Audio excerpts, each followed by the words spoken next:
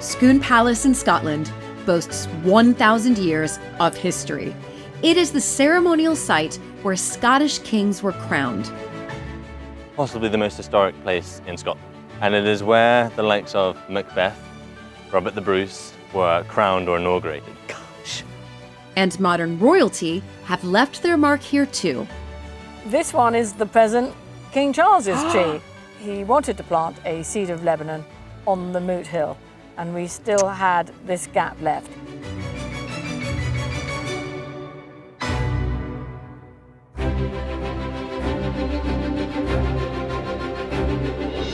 When I married into the British aristocracy, it was the start of a wonderfully exciting journey. But it was also a little daunting. I became a Viscountess, and for an American girl from a small town outside Chicago, that was quite a shock. I live with my husband Luke, heir to the Earl of Sandwich, and our family at Mapperton House in Dorset. Living in a place like this is a joy, but also a challenge. And every day we're aware that we're preserving a very special part of Britain's heritage.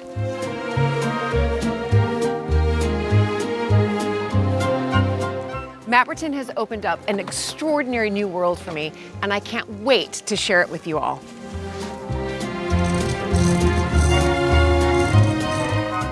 So if you love castles and manors and stately homes as much as I do, please join this American Viscountess as I journey into the British countryside in search of some of Britain's finest historic houses.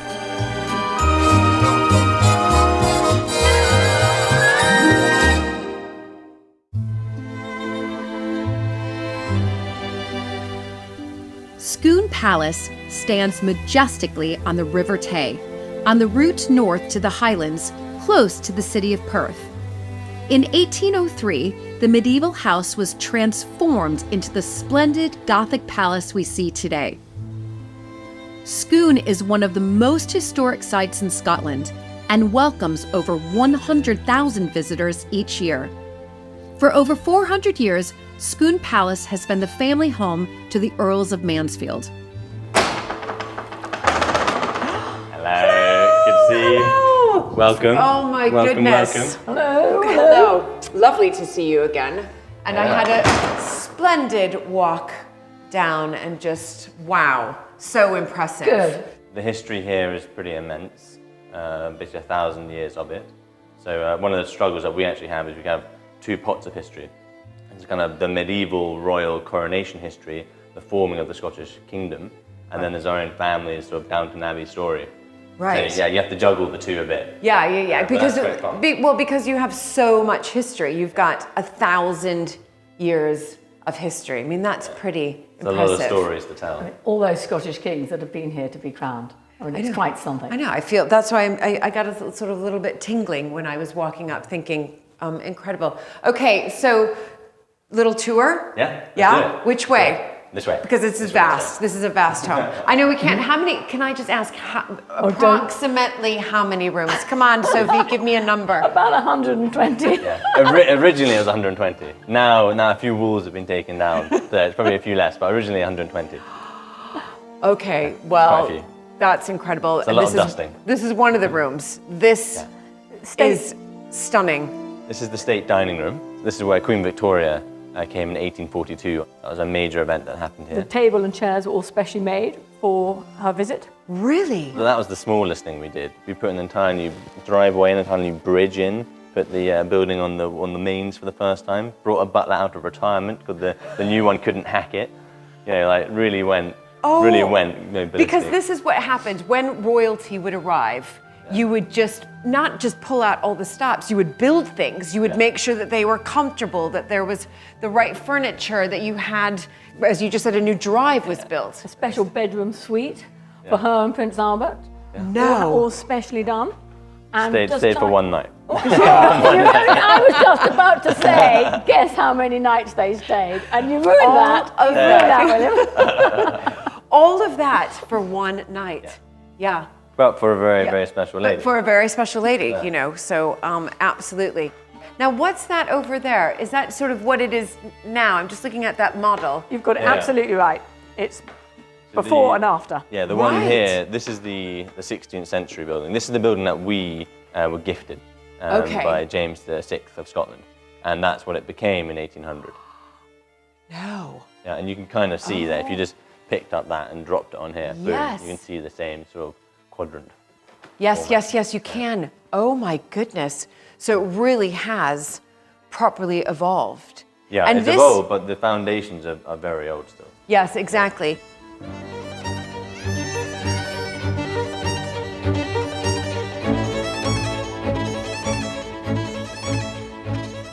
Originally, Scone was a religious site. Right. And a kind of a site of power, similar to Westminster, essentially. Right. So where kings were crowned, where parliaments were held. In fact, the first recorded parliament in Scottish history was held here. The reason why it's a palace is because originally it was an early Christian church, and a monastery, and an abbey. Right. When you have an abbey, you have an abbot, and the abbot lives in the abbot's palace. Okay. So their name is a relic of that. Okay, right. We came along post-Reformation in 1605, 1607. Right. That period. And it was this guy that did it. David Murray of Gospety, later Lord Scone, and then later Viscount Stormont.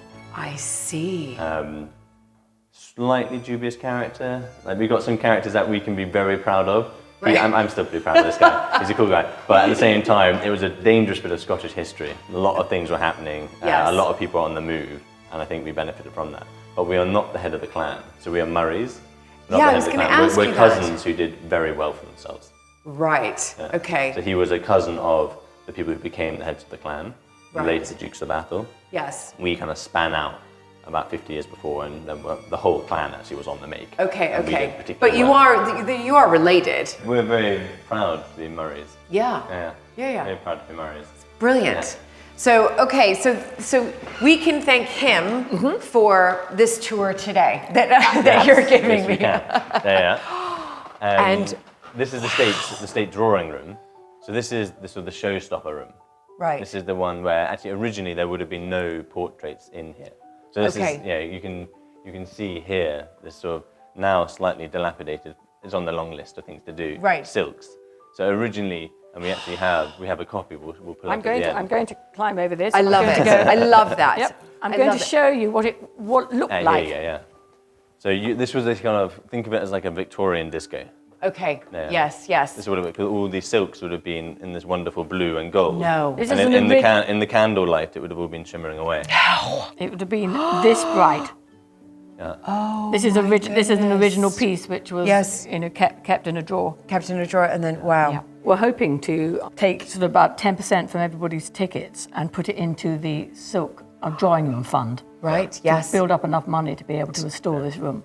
Yes. It's going to be a massive amount of money. Yeah, of course. Well, of course it would be. It's really nice walking in here. I know that this is, roped out for the visitors, but all the photos here Yeah. of your family to show that this is a family home. And that's what's so important. And there you are.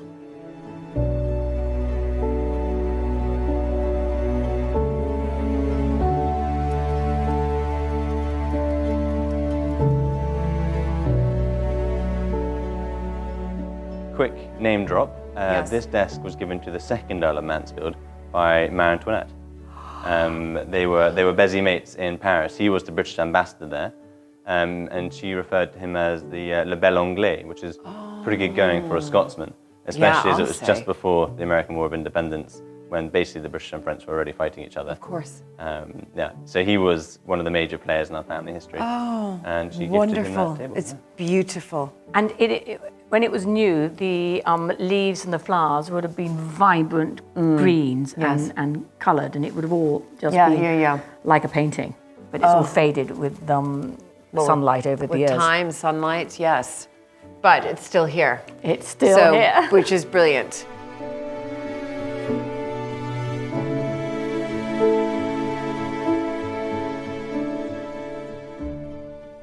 So this is the library, which I know you're going to say, where are all the books? There are some books here, but there's the collection of ceramics.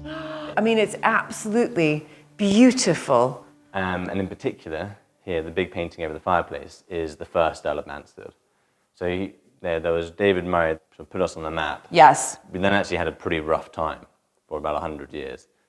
primarily because we backed the Stuarts, who became the Jacobites. Yes, yes. And we were there we were very, very loyal to them. Too many times, and we were fined, we were jailed, we were fined again. It was not good. So when this guy was born in 1785, the palace was in a massive state of disrepair. And he basically had a good name, and he had a good education in the grammar school in Perth, but basically that was it. Okay. And he himself had this incredible trailblazing career in England, then Britain, as a judge, as a lawyer and then a judge. And he became... So he brought in money.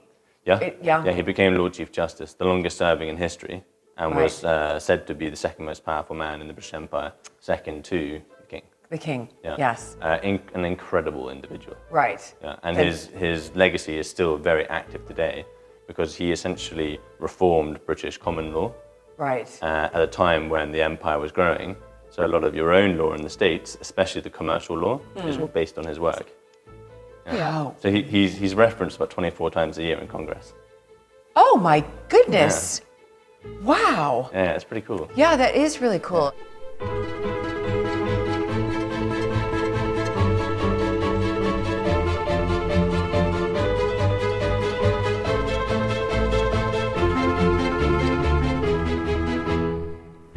So this is the Long Gallery.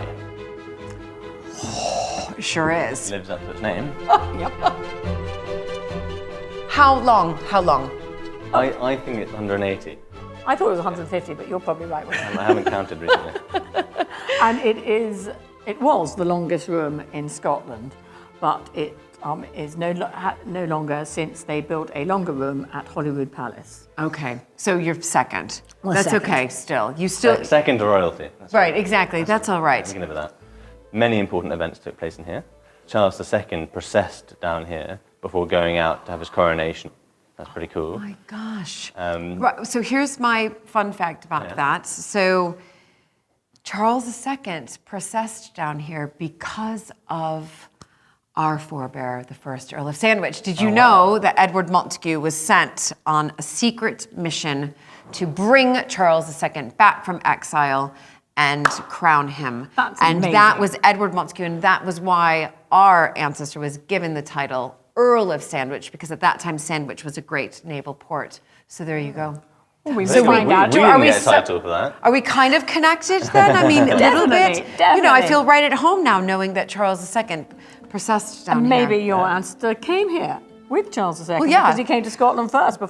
He brought him back 1660, and then he was crowned 1661. Yeah. Yep. But incredible. So you've had Charles II here. Yeah, he was the last king to be crowned. Right. here. Okay.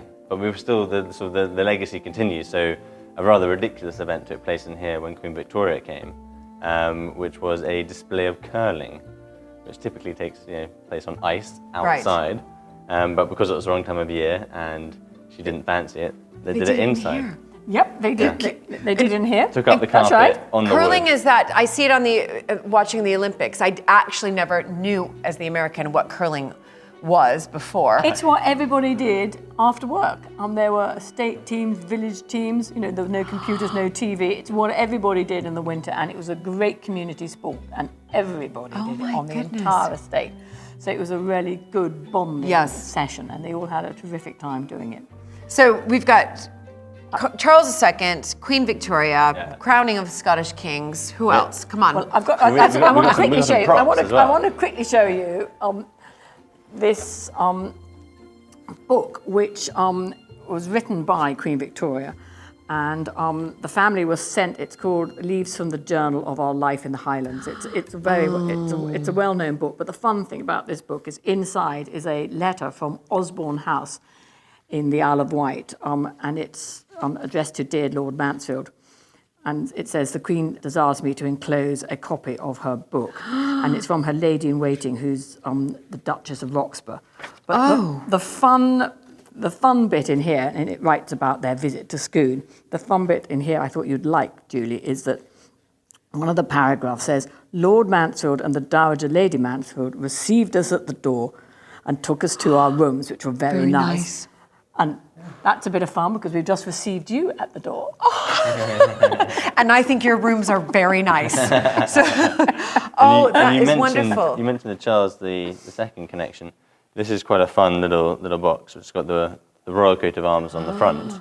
And inside, speaking to our family's connection, there's the man, Right. Charles II. Wow. Yeah. And this was given to the family? Or This is probably a little statement piece. Right. Kind of like the Jacobite piece is saying, we know who we are loyal to. Right. For too long. Exactly. Because there's also a memorial to Charles I on the bottom. wonderful. Yeah. So this would have been a little something in a room somewhere, so people would understand we know who they who we are loyal to. So what's quite fun here, little coronation display. You can see here the invitation to my great-grandmother, Dorothea. You can see on it number 92. Yes. So number 92. We're quite pretty happy to be in the top 100 for starters. Yeah, I say. Here is a coronation chair. Can you see here? Number 92. Number 92.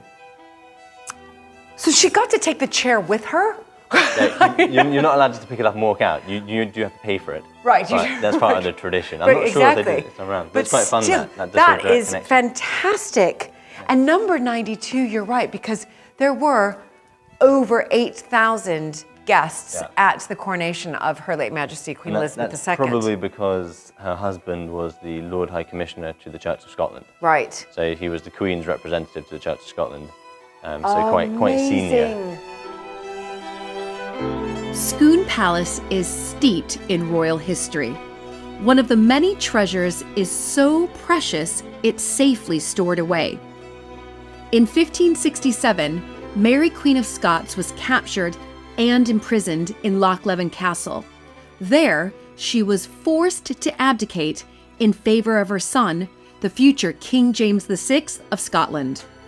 And it's while the Queen was imprisoned that this exquisite treasure was created. The American Scots had 4 ladies-in-waiting, all called Mary. There's a famous poem about them. It's Mary Beaton, Mary Seaton, Mary Carmichael, and me. Right. And Mary Beaton's was the aunt of Sir David Murray of Gosparty, First Lord Scone, First Viscount Stormont's wife. Right, wife, got you. Okay. And I believe that Sir David Gosparty, Lord Scone, Viscount Stormont, was on the loch side and was part of her rescue party when she escaped her imprisonment. So somewhere along the line, we were given these embroideries. These embroideries. This is incredible. Now, if you had to have parts of it, did it have to be restored? Yes. Yes.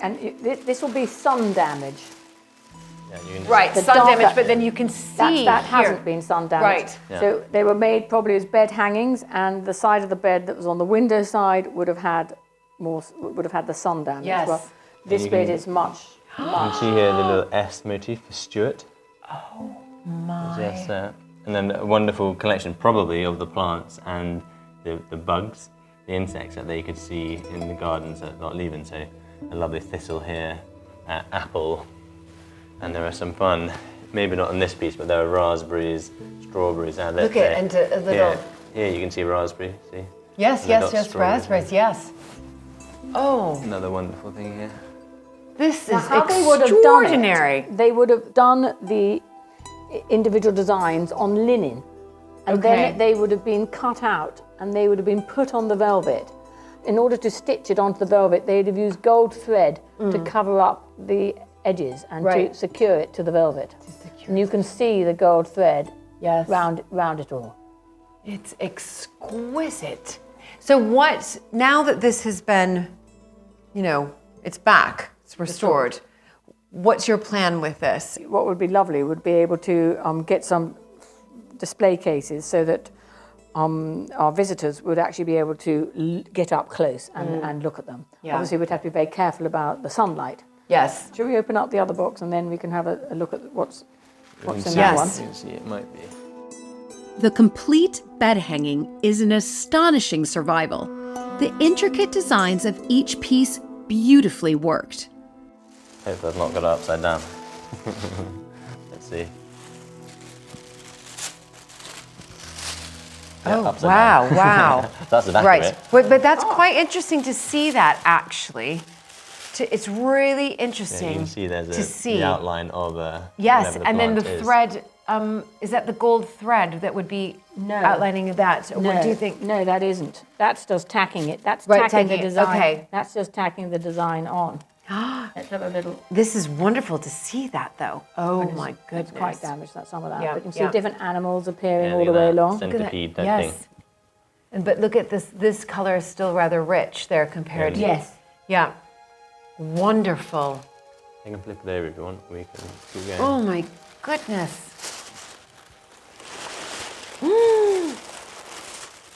We can just imagine them sitting in captivity in a small walled garden. This is basically all they could see. Yeah. So they're just So they putting just put this to paper, as it were. This sort of represents the time that they were imprisoned. All of this, just what they saw, the world that they saw. Incredible. What a treat.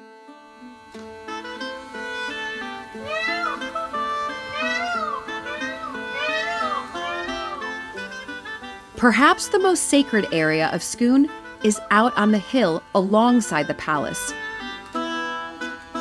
For centuries, this was the ceremonial site of the coronation of kings. This is the reason why people come to Scone.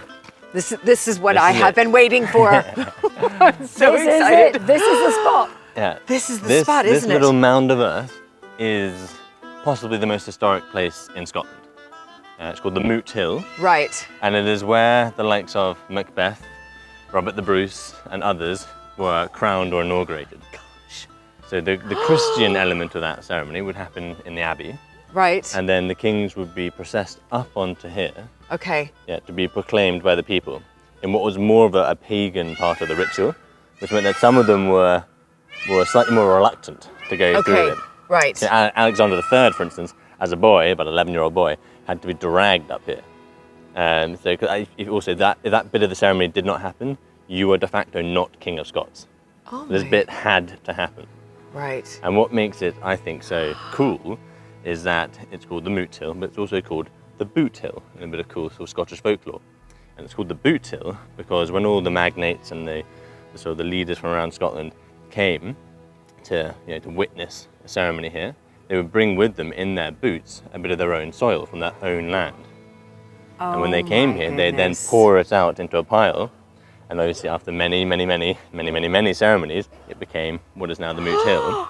But that meant that when your Macbeth or whoever it was came up here and trod on that pile, he was standing on a little bit of hill, a little bit of land that represented all of Scotland. All of Scotland. And making right. his vows to the Scottish people and everything else. How Pretty cool. It's very, very cool. Pretty And cool. I'm able to sort of look all around, as you mentioned before, sort of Robert the Bruce, but then of course Charles II. Yeah. Kenneth MacAlpine, often called the first King of Scots. Oh my goodness. Yeah. Big I names. mean, yeah, big names. James IV, wonderful. So, but here, this is representing, let's talk about this, the Stone of Scone. Because we've recently just had a coronation, Yeah. So that many of us have witnessed for the first time, a coronation for the first time in Yeah. our lifetime. Recently had a coronation, and it's all about that Edward I coronation chair, Yeah. Stone of Scone underneath it. And tell us that story and how that Stone of Scone relates back to Scone Palace. So you got it right. Edward I in 1296 essentially commissioned his men to come here to take the Scottish regalia and other such symbols away. Right. That included in the prize piece was the Stone of Scone, otherwise called the Stone of Destiny, which he then carted back to Westminster, and that's where he then commissioned. So the stone preceded the chair. He commissioned someone to make the chair to go around the stone. So then he could, in a very symbolic way, sit on it. Right. In terms of his dominion over Scotland. Okay, I see. But it was taken from here. It was taken from here. And what year was that roughly? 1296. Yeah. Okay. And they knew Edward's army was coming. They had 2 weeks warning. So what do you think the abbot might have done? Well, hit it. Yeah. Made sure that it was safe. Yeah. Mine's done. Because some Right. people Mine's say it's done. a fake once over. Some people say it's a fake twice over.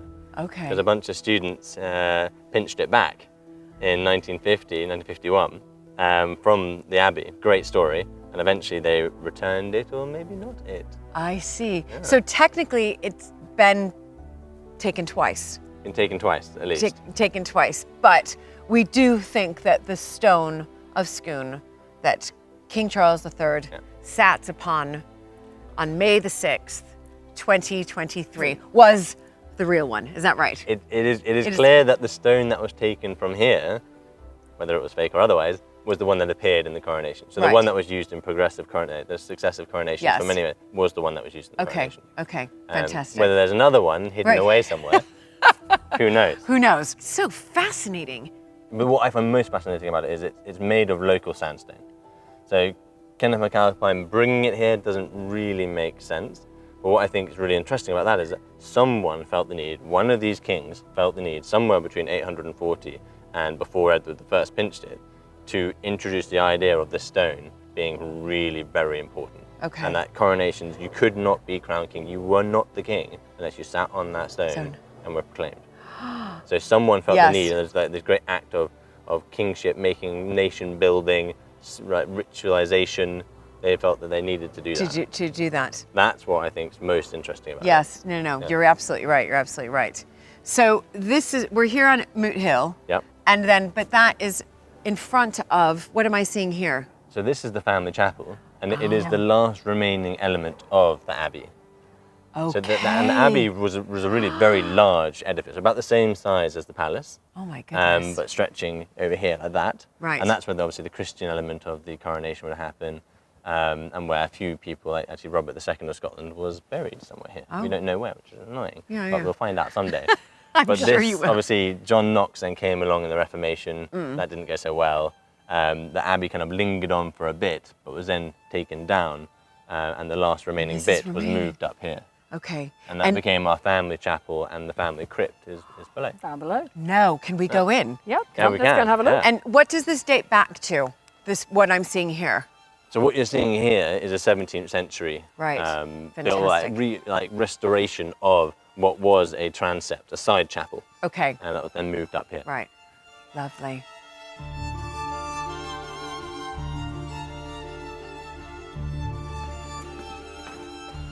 So, this is Very special. Yeah, the family Here we chapel. are. And the crypt below. So the crypt below, so everybody's here. Yep. And we have a family vault as well, but ours is full. So I won't be buried there, but how is yours looking? There's one spot left, but that's been left. So my great-grandfather and grandfather are out the back. So everyone's just leaving it for someone really special. For someone really special. Well, this looks like a masterpiece. It is, yeah. Done by a man called Maximilian Colt. Yeah, he did only about 2 or 3 of these, so this really is something special. Oh, so this was created, as you said there's just a couple of these. What am I looking at here? So the man in the middle, on his knees, is David Murray of Gosparty, who we mentioned earlier, the first Lord Scone. So the first guy in our family, essentially. Right. Surrounded by his mates on either side, the Earl Marshal and the Earl of Kintor. And essentially, it's a little note, a little chat between David and God saying, I wasn't all that bad, please let me in. Let God. I'm slightly overstating it, but it's kind of true. I love it. It's a letter to God. But this is so wonderful to see this. It also just reminds me that, we have to remember that, several hundred years ago, to show off your wealth and power and how powerful your family was, something like this would be commissioned. And by Scottish standards, this was like, whoa. Right. But then down south with you lot, maybe a few people had these. Up here, that sort of European import of talent, this was exceptional. Yeah. So it would have been a major statement piece. Yeah, it is absolutely exquisite.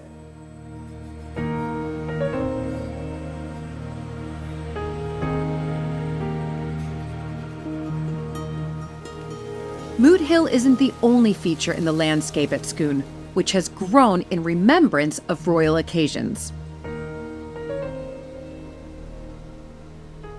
Is it true that there are a lot of royal trees here? Yes, it is. If they come and visit, we like them to plant one. Right. And is that They've done it something? for a long time as well. Right. So it's sort of tradition. Is that right? Yeah. That you come to Scone Palace, You are a king or queen or emperor, that's right. You've got many. It's not just British royalty, is that right? Yeah, international royalty as well. International royalty. And they come and they plant a tree, yes? Yep. Because this is so important in history, Scone Palace. Absolutely. I mean, it goes right back to Mary Queen of Scots. And beyond, James V. James V. Oh my goodness. So doing 500 years or so.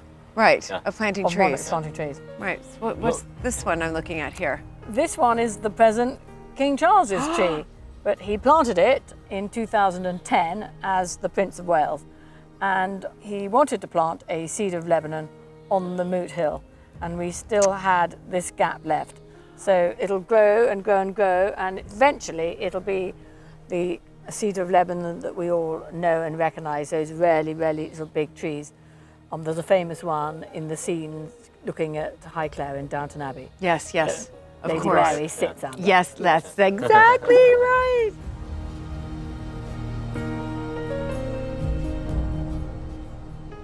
And so this is the James V tree. So potentially the oldest tree on the property. Wow. 500 odd years. No. Still going somehow, despite the middle bit fell off. It was blown off, ripped off in a storm in 2010. Yep. Okay. Yeah. May, very late storm, but it came down because all the leaves, they suffer worse when the leaves are still on the trees. So just down there, that's the James I or James VI tree. So that dates to around 1600, maybe earlier. Very old oak. Yeah, very old oak. Somehow standing. It's all rotted away, but still somehow Really? standing. Yeah, It's like not like that in Windsor Great Park, at Windsor Castle, when they start retreating they back. die back. Yeah. Right. I mean, it's in full bloom. I mean, do you have sort of a tree surgeon coming out, looking at these Yes, trees and making constantly, sure? absolutely. And then this lovely tree was planted by our former monarch, Queen Elizabeth. In 1967. No. Oh my goodness. So she Yep. had only been queen for just over a decade. Absolutely. Yeah. She's She's very young. In her 30s then. Yes. Yes. Oh my goodness. A Norway maple. A Norway maple planted by Her Majesty Queen Elizabeth II, 12th of October, 1967. How wonderful.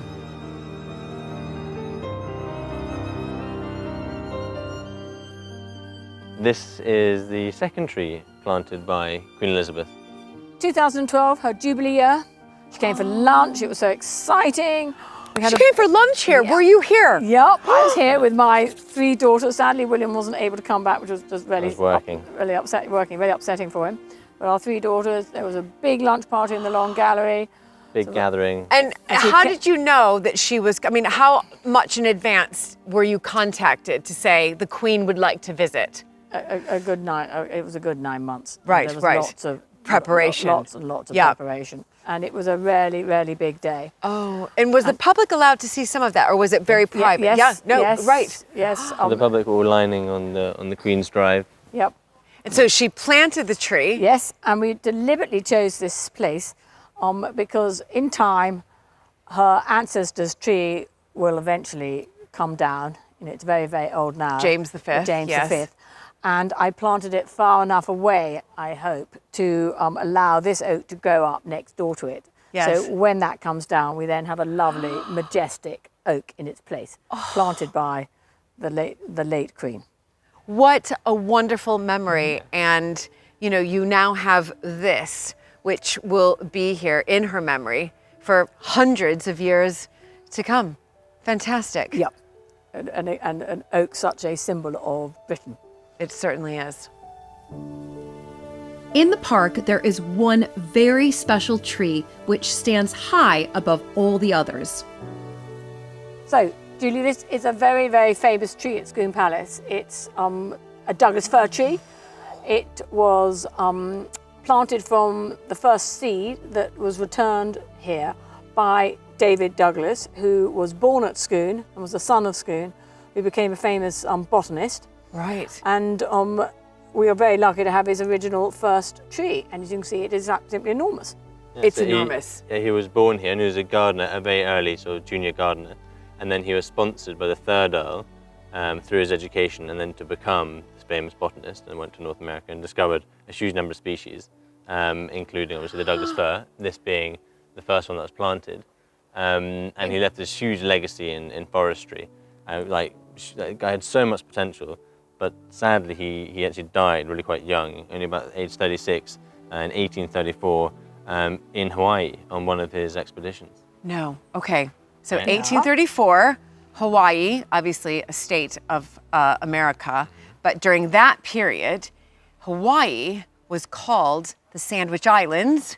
Get this? Because the 4th Earl of Sandwich, our ancestor, was a patron sponsor of Captain Cook, who then discovered Hawaii, and then called it, of course, after his sponsor, the Sandwich Islands. Yes. What a coincidence. Yes. Yeah. That's And a massive Captain coincidence. Cook also died in Hawaii as well. Well, Sandwich No. Islands. Yes. There we go. Two That is reasons funny. I feel right at home here: Douglas fir and the Sandwich Islands. Yeah, but also an interesting tribute to various people in the 19th century sponsoring these great talents to Yes. go and do various things. Yes, to go and explore and Yeah. discover and learn. Yeah, and David bring it all Douglas- back. Yeah, David Douglas brought back 300 plants with him. Did That was he? it, and he put his name to them. And it's incredible to think that this was just a seed. Yeah. And look Yeah. at it now. Yeah, absolutely. Yeah. We got- enormous. we got- Astonishing. Up and up and up. Yeah, We've got astonishing. trees planted by royalty and then trees that are royalty. There So you in the go. forestry world, this is royalty. Yes, absolutely. Yeah, and people will come just to see this tree. Yes, no, of course. I mean, I'm astounded by it. It's enormous.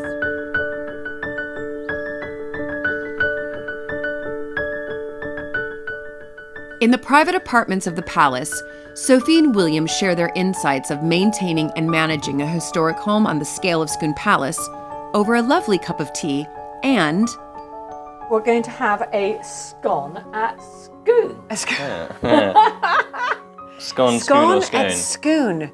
We're Scone people. Oh, definitely. But there are quite a Scone. lot of people who are Scone people. And yeah, it's all a bit confusing, and it's quite geographic. Yes. I think it might be to do with the Vikings, actually. Oh my gosh, Yeah. I won't even try to pronounce it. I'm sure I would. I think every time I've tried to say a scone, my husband says that I butcher it. But was that all right? Yes, that's good. Is okay? Yeah. Yes, that's Right. okay. But we're at Scone, Yeah, I know. and a pet name for the place is Chateau Gâteau. Which is it's quite fun. Well, this is absolutely brilliant, everybody. Should I? Yep. And you've got- I put a little table out. I put a little table out for you. Okay, well done. Oh, Yeah, lovely. little table out for you. And a fire. How wonderful. Well, this is a perfect way to sort of cheers to Scone Palace or Scone Palace or Scone Palace or no, I'm just kidding. Scone Palace, but perfect way. But you know what I'd love to chat to you both about is, you know, the reality around living in this history and being the custodians of this historic house, of the estates, but also making sure that this survives for future generations and maybe putting our own legacy or stamp on it. And the two of you together, mother and son, it's so lovely to see the both of you together. But Sophie, I know you've been here for how long have you been? I moved north in 1992. Yeah, right. And my parents-in-law moved out in 2010.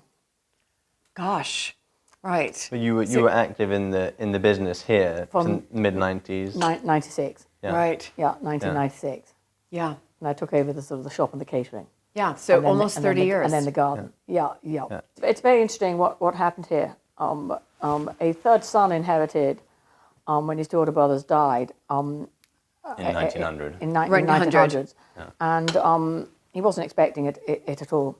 Right. And you know, he started off life in a farmhouse, and he was in the army. And after the First World War, he moved out of Scone Palace and moved to a villa in Perth, and he sold the family's London house, which was Kenwood House. And my husband's grandparents, when they first married, lived first of all in the at Balborty, which is the home farm, and then they moved to another house. And it was their decision in the 50s to move back into the palace. So Right. the palace was empty except for during the war when it was requisitioned as a girls' school. It was empty from the 1920s to 50s. Oh my goodness. A long time. So when they decided to move back in the 50s, Yes. was there a lot of work that needed to be done? Massive, Yeah. you know, absolutely massive. Central heating, you know, electrics, you know, Yeah, everything and was done. we've lived with that for a long time.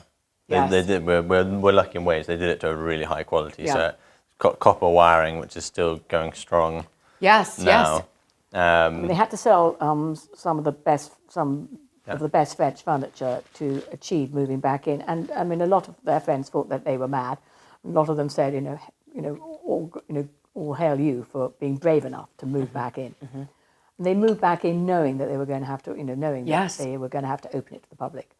And so they had vision to be able to Yes. open it to the public. Because then all of a sudden your home becomes a tourist destination and you're sharing your home with strangers, if you like. Totally. I mean, these were bedrooms. These were bedrooms. The house is built on a slope. That you enter, the front door is on the ground floor on one side, but on the first floor on another side. So they had already decided when they moved in the 50s and opened in 65 that they would live on the ground floor and on the second floor. And all the reception rooms that they had on the first floor would be open to the public. And then you've carried on, 100,000 visitors a year. But it's not just the visitor income. Of course, that's one element of many of these historic houses is bringing the visitors, but that's just not going to cut it. You can't just be a house that opens up to the visitors and think, great, that's going to repair my roof. No. No, it doesn't work like that.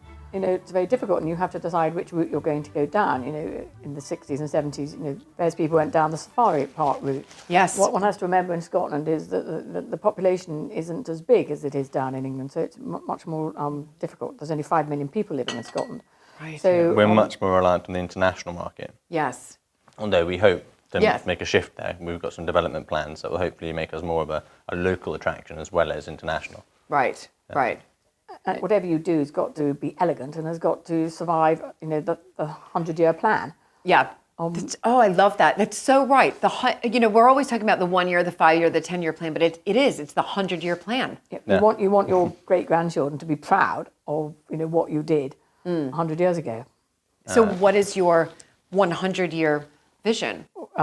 Well, it's been long in the coming and a long wait, because it's all to do with where you live and what's going on locally. And we've been waiting for the council and the government to decide where they were going to put the extension of the bypass. And in many ways it's sad because it's carving through the middle of the home farm, lovely bit of countryside, but at the same time it is good for the local ecosystem. It's really an environmental project. There's some bad pollution in Perth, but it will be good for us in terms of business. So it will transform our access, and locally that's a big opportunity. What are your plans? Do you have ideas? We have plenty of them, and there's some of them are sort of microcosms. Like Mum actually a few years ago came up with the idea for a dog event. That's Paws at the Palace, hugely popular. Nice little event, and it reminds people locally that you come to Scone to have a good time. And that's something that we're very clearly trying to build. You come to Scone to have a good time in whatever you're doing. So there's sort of small but important sort of activities like that, and then that's all part of this bigger plan. So the bigger plan really revolves around that road coming in. Yes. And if we are given permission to do a big development in what's currently the rather dilapidated stable block. The destination building is definitely part of the plan. Right. And this is one of the interesting things because 400 years later, you could say in 1950 we began, this is slightly harsh on the ancestors, but in 1950 we began to become a family business. Previously to that, we had been very successful generations, individuals who were extremely gifted in a certain activity. We had lawyers, diplomats, soldiers, whatever it was. But not really business people. I'm the first person in 400 years to have a business education, which is quite an interesting idea. And I think that's all geared towards my future here, because you really have to approach this as a business. That's the costs. absolutely right. The costs of maintaining the building are massive, and also this building is made of sandstone. And it just happens. Sandstone in Scotland. It just happens to be what was the local stone at the time, but sandstone is not hardy. Right, and what so the you Stone have of just- Destiny is made of. Do you have a really good stonemason who basically you employ full time? Hopefully, when we have the stable get to dot that. development Yeah. and it's produced, hopefully that will create enough income to start No, working. of course, we are fortunate to be the custodians of these homes. So the golden handcuffs, Yes. yeah, golden cage, however you want to describe it. Yeah. Incredible privilege, awesome responsibility, but it is a responsibility. But for me, the balance is very much still positive and optimistic. Yes. You've got a job to do, but it's a great privilege to be in our position. Yeah. Well, brilliant. Thank you both so much for just sitting down here. Lovely Scone. Thank you. It's really wonderful, but also just to chat and be very open about, again, the golden handcuffs. Gilded cage. Yeah, that's exactly right. Thank you, thank you, thank you.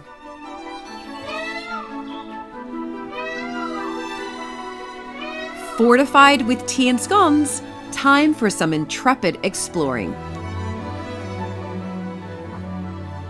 So now we're going to have a quick little trip up to the roof. Oh, Sorry, here. here it is. Fantastic. Here it is. So in we go. Mine just there. Okay. Coming up. Whoa. I thought you said we're going to the roof. This Yeah, looks we like have to get there. We have to get there attic. first. Another whole floor. Oh my goodness. Look at me. Please note the towels for the next leak. Oh, always have to have those on hand. That's for sure. Do you have any buckets, Sophie? Yeah. Here's the bucket. And here's a couple of really big buckets. There you go. Excellent. This Fantastic. is where me being the first member of the family, I think, is over 6 foot for a long time is not helpful. Yes. Right, here we are. Okay. Up Steady as she the goes, Mum. turret. Right, here we Oh my are, goodness. Okay. having a little look round. Okay, here I come. Whoa. Whoa! You hear the peacock in the background. So this is, wow. I'm going around, 1 second. There we go. Woo! I'm gonna, Under. Under. Yeah, under. Much Under, safer go under. under. under. It's quite a Mary So- Poppins. Here we are. A Mary Poppins scene. It is. Oh my The goodness. rooftops. Oh my goodness. This is wonderful. So that was not what I expected going up on the roof. I've just got to be perfectly honest with you. I've been on several roofs before of these historic houses, and yours is by far the most fun. That was the most fun. Incredible view. Where shall we start? Yeah. That's the Where Highland shall line. we start? Okay. That's the beginning of the Highlands. So that's the Highland line there, right? So what's really fun, how good's your Shakespeare? Oh, you're talking to the American, not that good. Okay, well, there's Macbeth. Yes. And in Macbeth, he's told that he won't be killed until a certain wood moves to Dunsinane Hill. Right. Yeah. Yes. Dunsinane Hill is just hidden here. But that is Burnham Hill and Burnham Wood over there. I do know that. And the Okay, last word of that play? was? Scone. Absolutely. Yes. The victor, thanks everyone. Thanks to all in one for coming here to see me crowned at Scone. Oh Curtain down. Macbeth. Yeah, End. Shakespeare's Macbeth. Yep. All right. Oh my goodness, I hope you promote that to your visitors. And trees here. Yes. Yeah, you got Queen Elizabeth just here. Fantastic. King of Sweden just here. Oh my goodness. But what spectacular views. The flag I can see is flying. Yes. Is it always Yeah. flying? Yes. Yeah, it's the arms of the Murrays of Scone, the Earls of Mansfield. Okay. You've got the Murrays are the blue with white stars. Okay, yeah. And then the other bit is the actually Berkeley, that goes back to 1400s. Oh my goodness. Well, this has been a real treat. Can I just whip up my phone real quick? Yeah, sure. And get a picture? Don't drop it. Yeah, no, I won't. Come Better on, have a everybody. selfie. Come on, everybody. Let's do it. Let's get that selfie. Let's turn it around. Okay, yeah. Sophie, Going in. this way. My glasses. Let's get the turret in. So There it looks you like I'm on a real castle. Okay, ready? 1, 2, 3. Got it.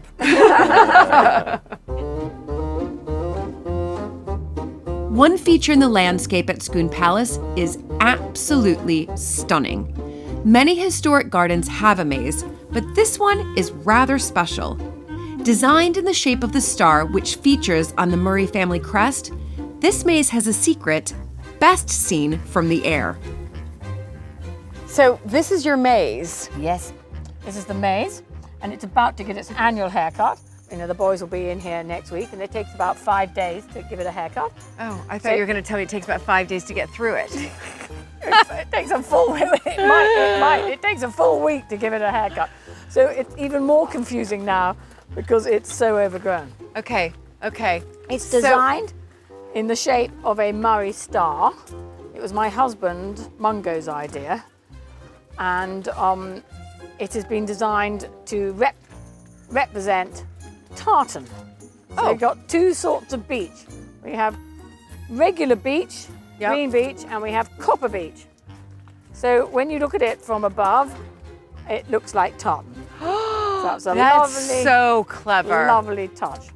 Very, very clever. And is this, you know, in one sense, looking at how we try to attract more visitors and giving them different experiences, is this one of your children attractions? And yes. Obviously adults as well, because I'm enjoying it very much, Sophie. Absolutely. I mean, this is exactly what it was. You know, the idea was to give everybody a bit of fun. Yes. Elaborate. And do you know the secret way through? Like, have you timed yourself? Can you do it in like 1 minute? Right? I know how not to get lost if I stick to the rule. Okay, is there a rule for not getting lost in there mazes? is, but I don't think I'm going to be telling you this time. So I just have to figure it out. Or I'm just going to follow you, Sophie. I'm just going to follow you. But wonderful. This is fantastic to have this. I mean, did your children growing up, did they sort of, you know, enjoy this? Yeah, they loved it. Yeah. All children absolutely love it. Well, wow. I'm getting a bit dizzy because I'm in a maze. I mean, I'm trusting you, Sophie, that you are not going to get us stuck, that all of a sudden there's not going to be a headline newspaper tomorrow saying Lady Mansfield and Lady Hinchingbrook lost in the maze at Scone, please help. Right? If we deviate from the rule, you can get lost for hours because it all looks the same. It does. It really does. But how long did it take to erect? It took about 8 years to get it established. And this was originally called the Monks' Playground, because when this was an abbey, and it had lots of monks that lived here, and so this was always on the maps known as the Monks' Playground, and it was an area of tons and tons of wild daffodils. And it was doing nothing. Except in the spring when the daffodils came out. When it came out, and they're only out for a couple of weeks. That's right. So now you still have all the daffodils coming out all around it. Right. But you know, the maze is earning its keep. Right. You know, all year round. Right. Oh, bridge. And does here that we mean are under the bridge. close? Oh, we're getting very close now. Oh, we're getting very close now. We're about to come to the centre. Oh, to the center. The centre. Okay. You can have a little sit down now. Oh my gosh. Hello. Hello, William. It took forever. I know we did. We did. It's my fault. Slow. It's my fault. It's my fault. Wow. Well, so this is like the centerpiece of the whole maze. Is that right? Absolutely. And here we have Arethusa from Greek mythology. It's commissioned by my father-in-law, William VIII Earl, and David Wynne Ellis is the artist that created her. Beautiful. And there's lots of pennies I see. That's right. People put their wishes in. Yeah, people putting their wishes in. Why, hopefully she's granting them. Fantastic. What a wonderful day out, but also just a real treat. I was just saying to Sophie, it's great for children, but I had so much fun. I just had so much fun doing that. It was really brilliant. Next time though, I'm gonna pack a lunch. Because I would definitely get lost if I wasn't with you, that's for sure. All right, so how do we get out now? With difficulty. No, fortunately it's right beside the exit. Woohoo! We made it to the end. We made it to the end. How fantastic.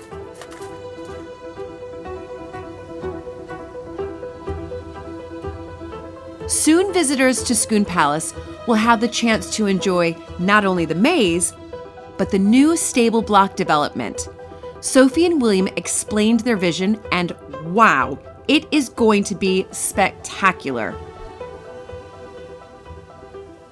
Right, well, Here we are in the old stable block. A very traditional Yes. Scottish stable block, Absolutely. which has terrific potential for being converted in and loved and looked after. Our next big project. This is the big project. So obviously it was the stable block at once upon a time. Are you using it for office space? Multi-purpose. Right now, and then the plan is thinking bigger. Yes. Yeah. So there's some accommodation here now. The gardening team have used it historically. General storage, the maintenance team.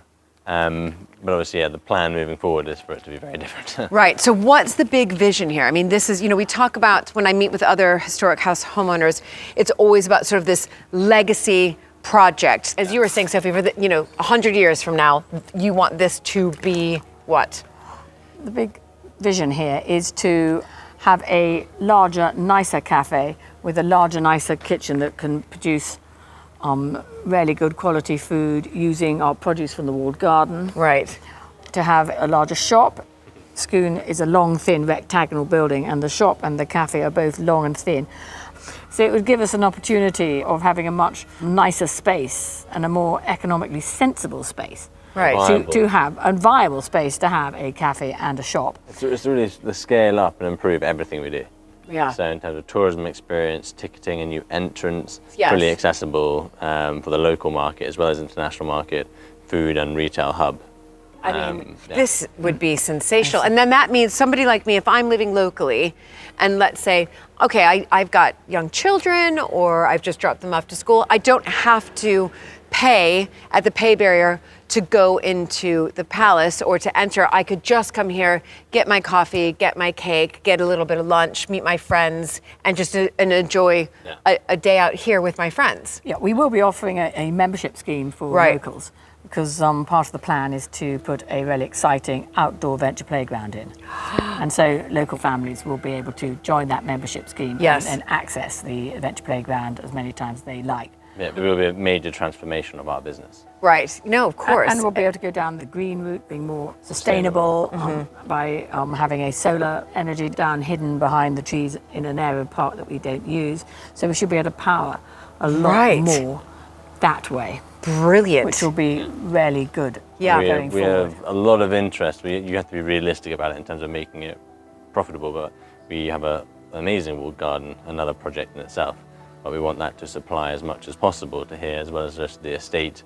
Sometimes that is too much work for the profit in it. Yes, But we want to slowly and surely try to build as much of that into it as possible. Yes. So if it's not grown here, it's going to be local otherwise. Right. And we're feeding into that sort of local, high quality Of course. But this is a big space. Yeah. So you're thinking cafe, shop, but anything else, because it's vast, this space. Yeah, big space. So the plan is a small area devoted to ticketing and as a new entrance into the historic areas itself. Right. This area behind us, which hopefully, if we're allowed to, will be doubled in size, will be the seating, sort of the restaurant essentially in there. My mother has been researching kitchens a lot. So hopefully, or Hell's Bell's big kitchen out there. And alongside that, a food and retail city hub here. Wonderful. And then a multi-purpose space here. If there's like a Christmas fair, we can have a sort of Christmas extension, with this being the typical tourism retail here. Okay. So tourists would flow through here, do their thing, and come out through this. Yes, yes. Yeah. And and as far as timing goes, when, or is it still we're pre-application now, i.e. Okay. the application has gone in, we got that first round of feedback. So hoping, if everything goes to plan, open 2025. Right. exciting. Amazing. Well, I will definitely come back and visit and have a wonderful black Americano with a scone, yes, here at Scone Palace when you open up this. Yeah, Brilliant, exciting times. brilliant space. Very, very exciting. Well done. So exciting.